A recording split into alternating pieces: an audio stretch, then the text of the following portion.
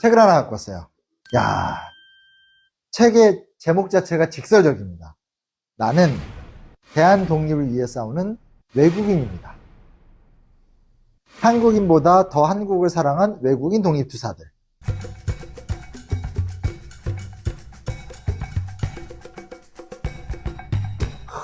저는 너무 좋았어요. 왜냐면 이 독립운동사를 공부하다 보면 놀라운 사람들을 많이 만나거든요. 이 사람은 왜 굳이 이렇게까지 우리를 위해서 하지? 이런 일도 있었어? 그래서 저도 어느 시점에 외국인 독립운동가들 혹은 외국인으로서 우리나라를 도와줬던 사람들의 관심을 좀 가졌던 적이 있고, 그중에 몇몇은 제가 막 딥팠죠. 막 논문 찾아보면서 이 사람 도대체 왜 그랬을까? 그래서 굉장히 좀 놀라운 사실들도 알게 됐는데, 최근에 이 책, 부키에서 나온 책인데 외국인으로서 한국인들을 도운 사람들의 내용만 쫙 모아서 나온 책입니다. 굉장히 쉽게 썼고 일반인들이 보기에 되게 좀 좋은 책입니다. 그래서 보면 꽤 많은 분들이 나옵니다. 일본인, 중국인, 그리고 이제 서양인들 같이 나오고, 그 중에 이제 한 3분 정도만 제가 좀 소개시켜 드리려고 하는데, 처음에 첫 장으로 딱 나오자마자 1장에 나온 사람이 뭐냐? 가명으로만 남은 헝가리인 의열단원 마자르. 이러면 이런 분들이 있을 수 있어요.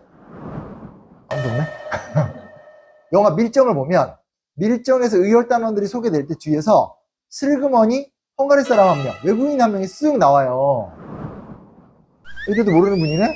나왔어요. 그래서 한지민 씨랑 부부처럼 이렇게 행세했나? 아무튼 이렇게 같이 나와요. 그래서 많은 사람들이 저분이 누구지? 하다가 이제 그 당시 꽤 화제가 돼가지고, 이 사람이 마자르라는 헝가리 사람이고 의열단을 도왔다.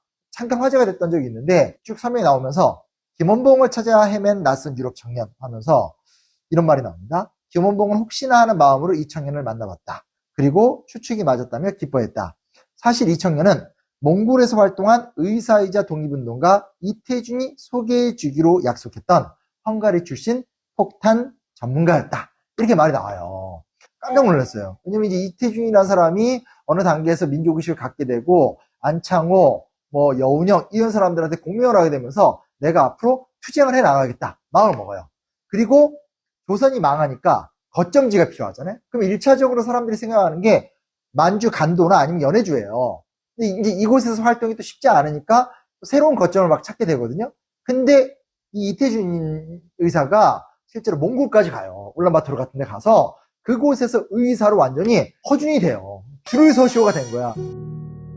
세브란스 의학교를 졸업한 이태준은 중국으로 망명한 뒤 몽골에 독립운동 근거지를 마련하려는 계획에 따라 몽골로 갔으며, 그곳에서 몽골의 마지막 국왕이었던 복득한을 치료한 덕분에 의사로서 큰 명성과 존경을 얻고 있었다.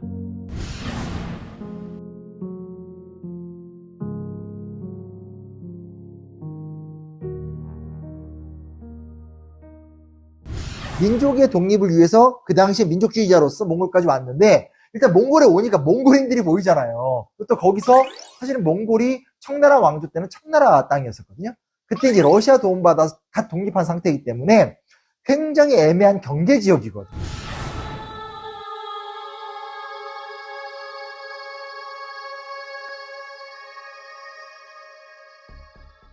그들을 경험하면서 이 이태준의 입장이 변해가는 거죠. 이런 과정 속에서 마자르를 만난 거야. 근데 또 이태준이 김원봉하고도 또 동지적 관계인 거예요. 그래서 여차여차해서 결국은 이태준 본인은 이제 김원봉과 같이 못하고 마자르를 보내서 마자르가 이 의열단 초기에 폭탄 투쟁에서 굉장히 큰 역할을 해줬다는 단편적 기록이 있는 거예요. 두 번째는 여기 제가 찾고 있었어요. 후세에 다치지. 이 사람이 저한테는 개인적으로는 정말 충격적인 사람이었어요. 11장에 독립유공자가 된 두 일본인의 특별한 이야기, 가네코 후미코와 후세 다스지. 가네코 후미코는 제가 좀 이따 얘기해 드릴게요. 이 후세가 독특한 사람이에요. 우리나라에는 그냥 일본인 변호사, 양심적인 변호사 정도로 소개가 돼요. 이분이 유명한 이유는 뭐가 유명하냐면 다결과 가네코 후미코를 변호했기 때문에 유명해요. 가네코 후미코는 일본인임에도 불구하고 일본인에게 사랑을 받지 못하고 일본인 가족에게 사랑을 받지 못하고 동네에 아무 상관없는 조선인 가난한 여인네들의 사랑을 받으면서 크면서, 중요한 건 가족도 뭐 민족도 아니다. 비슷비슷한 계급의 사람들 간의 사랑이다. 이러면서 가네코니코가 새로운 세계관에 눈을 뜨고 이후에 이제 일본으로 갔다가 박열과 사랑에 빠진 거예요. 그러니까 여기서도 좀 흥미롭죠, 그렇죠? 그래서 이 둘이 이제 소위 말하는 관동대지진의 정치적 희생양이 되면서 천황을 죽이려고 했다. 뭐 이러면서 재판에 들어갔었을 때 지진 직후 조선인들이 방화를 했다. 조선인들이 우물에 독약을 풀었다라는 유언비어가 확산되었고 각지에서 자경단이 조선인과 중국인을 대규모로 학살하기 시작했다. 그 가운데 박열과 가네코도 있었다. 그들을 변호했던 게 후세 다스지거든요. 또 이 사람이 뭘 했냐면 나주 궁산면 투쟁에도 이 사람이 와서 동양척식 주식회사랑 붙어요. 뭐냐면 이 나주 궁산면은 아주 복잡한 문제여서 나중에 좀 재밌게 한번 영상 얘기해 드릴게요. 이게 중요한 부분인데 나주 지역에 어떤 토지가 있는데 소유권은 국가가 갖고 있지만 실질적인 운영권은 농민들한테 줬던 땅인데 국가가 그걸 이렇게 뺏었어요. 그러면서 갑자기 농지를 잃어버린 농민들이 너무 열받으니까 막 저항을 하다가 나라가 망하니까 동양척식 주식회사가 들어섰는데 동척이 그냥 농민들의 소유권을 인정해주지 않은 거야. 그러니까 이 나주 농민들이 너무 억울한 게 아니 사실상 100년 넘게 우리가 경작하던 땅인데 조선왕조도 내 편을 안 들어줘. 식민지 당국도 내 편을 안 들어줘. 너무너무 억울하죠. 그때 그 소송전도 또 후세가 와서 같은 편을 들어준 거예요. 점입가경이 아닙니까? 황당하죠. 그러다 이 사람이 이제 드디어 조선이 해방돼. 해방되고도 살아있었어요. 해방되니까 세상에 통일한국 헌법. 그러니까 한국은 이런 헌법을 가져야 된다. 그런 건의문까지 썼던 사람이에요.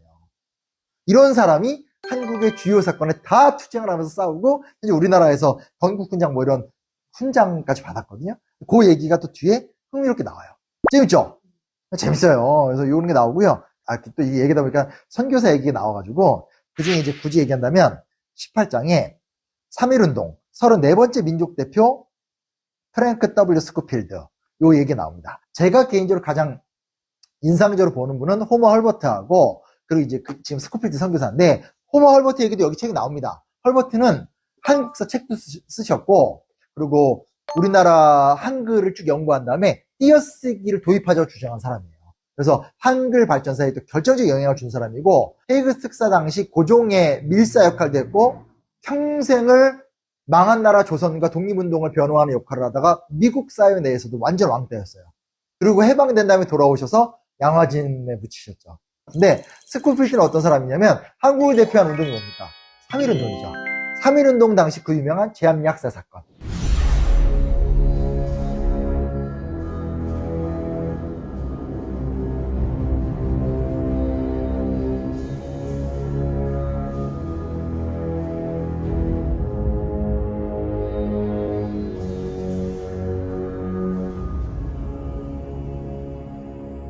그때 거기까지 자전거 타고 와서 다 사진 찍고 주민들의 증언 다 체록하고 이 당시는 어찌됐건 우리나라가 국제적으로 호소할 수 있는 방향이 없는데 미국 선교부는 국제적 네트워크잖아요. 그래서 자기가 나온 이 선교부에다가 보고서도 올리고 미국 기자들에게 연락도 하고 해서 전 세계의 3.1운동 당시 일본의 학살의 만행을 전 세계에 고발한 사람이에요.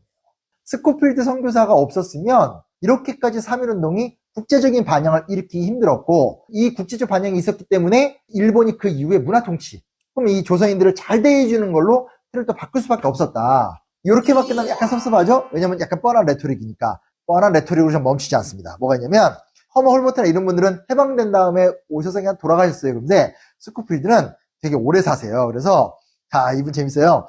이 책에 이제 보도물 중간에 생각보다 꽤 이렇게 좀 드문 사진들을 좀 볼 수 있는데 3.1운동의 공로자 스코필드 박사 환영해 하면서 막 옛날 사진 나오고 막 이승만 박사 축하해주고 막 이래요. 근데 흥미로운 게 뭐냐면 1959년 1월 3일 조선일보 기고문에다가 민심은 공포에 잠겨 있다.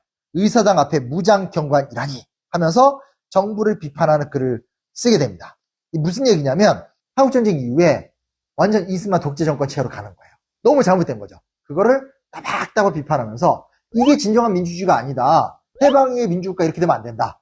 이런 것 때문에 우리가 독립운동한 거 아니다라고 하면서 사실 외국인이지만 외국인으로서 평생을 한국을 위해서 선교사로 살고 다시 돌아와서도 정말 쓴소리를 아끼지 않으면서 대한민국이 제대로 된 민주공화국이 되기 위해서 진짜 노력한. 보시죠. 자, 여긴 그래도 좀 들어보면 직한 얘기. 마지막 얘기. 저는 이 책을 소개하게 된 개인적인 이유는 요것 때문에 그래요. 일제강점기 유일한 일본인 비전향 장기수 이소가야 스에지. 못 들어봤죠? 못 들어봤죠? 이거 들어봤으면 아닐 거예요. 들어봤으면 전공자세요. 이 사람은 심지어 서대문 연구소 사진도 있어요. 인물카드 있잖아요. 서대문 연구소에 이렇게 들어오면 머리 빡빡 깎고 찍는 사진도 있는 사람이고, 이분이 되게 특별한 게 뭐냐면 쉽게 말하면 이거예요. 이분이 이제 이렇게 잡히게 된 게 흥남에서 잡힌 거거든요. 흥남이 쉽게 말하면 일본 공업의 핵심 기지, 일본 본토에서 원산과 흥남을 거쳐서 만주를 거친 다음에 세계로 뻗어나가는 경제권을 구상하고 있었던 거예요. 일본식 세계 전략 뭐 이런 건데, 그러다 보니까 흥남 지역에 대대적인 산업시설이 들어오는 거예요.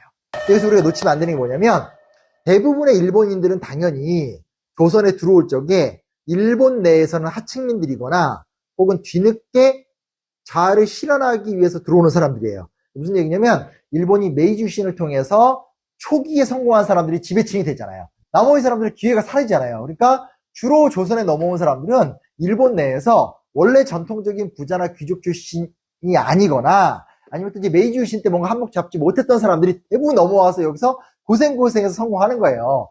다 그랬을까요? 그럴 일이 없잖아요. 일본인들 중에서도 경제적으로 실패하는 사람이 생기거나 개인적 사정에 의해서 이제 뒤따라가는 사람이 생기는데, 이 사람은 쉽게 말하면 마지막 주자인 거예요. 그러니까 우리나라에 와서 뭔가 해보려고 했는데 잘 안 됐고, 결국은 일본인 노동자로서 흥남 일대에서 활동을 했던 사람이죠. 그러다 보니까 이 사람이 누구를 자주 만나게 돼요? 조선인들을 자주 만나게 되죠. 근데 가만히 보니까, 야, 이거 일본이 진짜 나쁜 거야. 그러니까 너무 노동자들을 정말 이렇게 차별하고 억압하는 거야. 결국은 흥남 일대에서의 파업을 주도한 거죠. 그래서 일본인과 조선인들이 일종의 노동운동을 한 거예요.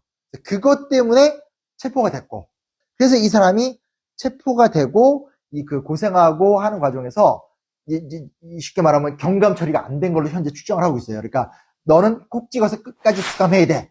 일본인으로서 감히 조선인과 연대해, 일본인인데 감히 노동운동을 해, 본보기가 된 거죠. 그래서 이분이 9년간 복역을 해요. 그리고 나서 결국 본인도 이제 18년 만에 본국으로 돌아가서 시즈오카에서 농사를 짓다가 도쿄로 가서 미군 비행장 건설 아르바이트도 했고 학교 경비원도 했었어요. 그러니까 평생 어렵게 사셨어요. 그러다가 언제 돌아가신 줄 알아요? 1998년 91세의 나이에 돌아가셨어요. 저는 좀 반성이 됐어요. 왜냐면 왜 잘 몰랐지? 왜 이런 이야기가 우리에게 이렇게 회자가 되지 않았지? 너무 모르는 거야. 47년에 떠난 다음에 91년에 한번 우리나라에 오셨어요. 그래서 5박 6일간 일정으로 쭉 돌아다니셨고, 그때 서대문 연구소를 오셨다고 하더라고요. 그래서 이 당시에도 얘기를 남기셨는데, 뭐라고 얘기를 하냐면, 위안부에 대한 보상 문제도 모두 이미 해결이 끝난 문제라는 식으로는 말해서는 안 된다. 정확히 알고 있는 거죠. 여기에 시선은 단순하게 일본인으로서 조선인을 동정하는 것이 아니라, 본인이 평생 어려운 환경에 살았고 계급적인 어떤 고초를 겪었던 사람으로서 좀 더 심층적으로 조선을 들여다보는 시야를 갖고 있었다는 것도 우리가 확인할 수 있죠. 그래서 제가 오늘 이 책을 좀 쭉 소개해드리면서 좀 여러 가지 배경들을 좀 말씀드렸는데요. 기본적으로 우리가 알 수 있는 건, 우리와 함께 했던 외국인들이 있었고, 이 사람들이 우리를 위해서 했던 노력이 우리 이상으로 우리에 대해서 깊이 알고 있었다. 이런 걸 우리가 좀 생각해 볼 수 있는 거고요. 반대편에선, 아니 이렇게 도와준 사람이 많은데 왜 우리 이걸 이렇게 기억하고 있지 못하지? 너무나 단순하게 반감을 갖잖아요. 쉽게 반일, 쉽게 반중. 어쨌든 지금 세계화 시대 아닙니까? 전 세계인이 사실 하나로 살잖아요.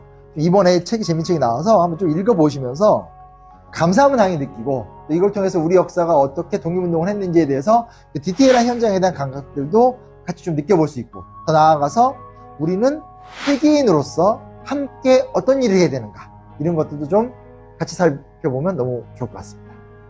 재밌겠죠?